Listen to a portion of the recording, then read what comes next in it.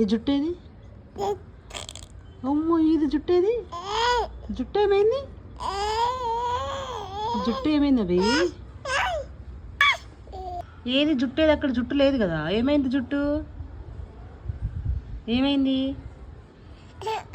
ఏమైంది జుట్టు ఏది? రఘు జుట్టేదమ్మా నీది లేదా? ఏమైంది? ఏమైంది? నీ గుండేది మరి? నీ గుండేది? గుండు గుండు ఎక్కడుంది? అక్కడ ఉందా? మరి జుట్టు ఏమైంది? జుట్టు ఏమైంది? పోయిందా? అమ్మో ఎట్లా పోయింది? ఎట్లా పోయింది? జుట్టు ఏమైందమ్మా?